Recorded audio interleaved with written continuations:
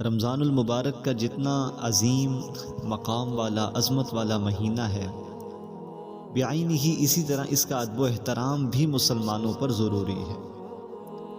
ایک انسان رمضان کا روزہ نہیں رکھتا اپنی سستی اور غفلت کی وجہ سے، یقیناً وہ گنہگار ہے، لیکن ایک انسان اس کے مقابلے کے اندر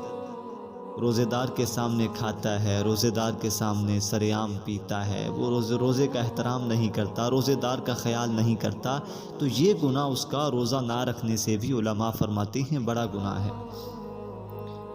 اور جو روزے کا ادب و احترام کرتے ہیں، جو روزے دار کا ادب و احترام کرتے ہیں، ان کا خیال کرتے ہیں، ان کے سامنے کھانا نہیں کھاتے، ان کے سامنے پانی نہیں پیتے، اللہ تعالیٰ کی رحمت سے 100% امید ہے کہ اللہ تعالیٰ اس ادب و احترام کے صدقے ان کے گناہوں کو معاف فرما دیں گے۔ جیسے مشہور عالم،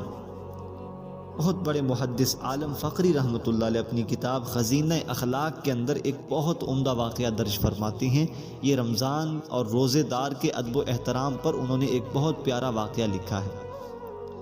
وہ فرماتے ہیں کہ عراق شہر کے اندر ایک مجوسی جو آتش پرست تھا، اللہ کی عبادت نہیں کرتا تھا، وہ اتنا گنہگار تھا، وہ آگ کی پوجا کرتا تھا، مجوسی تھا۔ ایک صبح وہ اپنے گھر سے باہر نکلا تو اس کا 7-8 سال کا بچہ، رمضان کا مہینہ ہے، عراق شہر کے اندر مسلمانوں کو روزے ہیں، اور جو ہے یہ اس کا بچہ کوئی چیز کھا رہا ہے گلی کے اندر۔ اس نے جیسے دیکھا اپنے بچے کو، 7-8 سال کا بچہ، اتنی سمجھ بھی نہیں ہوتی بچے کو، تو ایسے زور سے تھپڑ لگایا، ایک لگایا، دوسرا تھپڑ لگایا، کہا کہ تمہیں شرم نہیں آتی؟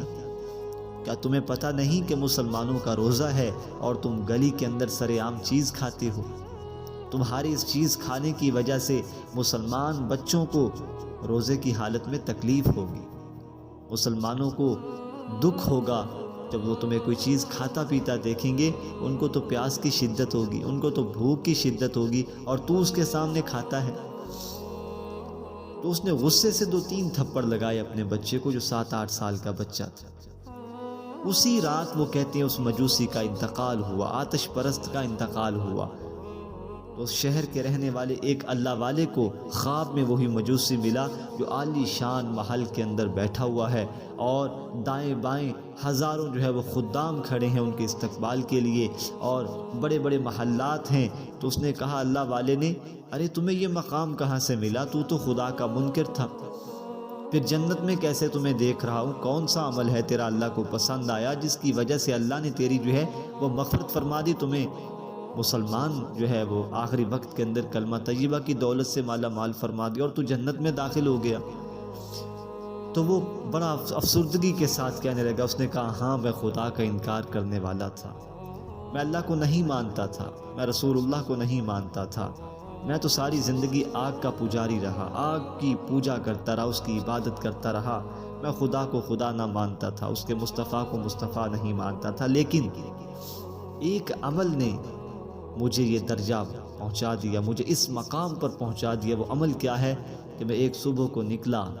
اور میرا بچہ سڑک کے اوپر کوئی چیز کھا رہا تھا سرعام، اور وہ رمضان کا مہینہ تھا اور شہر والے مسلمانوں کو روزہ تھا، تو میں نے اپنے بچے کو 2-3 تھپڑ مارے تھے۔ میں نے کہا تمہیں شرم آنی چاہیے، مسلمان بچوں کو روزہ ہوگا، تمہیں کھاتے ہوئے دیکھیں گے، پیتے ہوئے دیکھیں گے تو ان کے دل کو تکلیف ہوگی۔ اللہ تعالیٰ نے اس رمضان اور روزے دار اور اس کے روزے کا ادب و احترام کرنے کی وجہ سے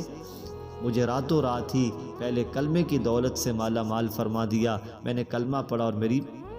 روح قبض ہو گئی، اور اللہ تعالیٰ نے اس احترام اور ادب کی وجہ سے مجھے یہ مقام دیا۔ تو اللہ تعالیٰ جب کسی کو نوازنا چاہتے ہیں نا میرے دوستو، تو چھوٹے چھوٹے معاملات میں، چھوٹے چھوٹے اعمال میں اللہ ان کی مغفرت فرما دیتے ہیں۔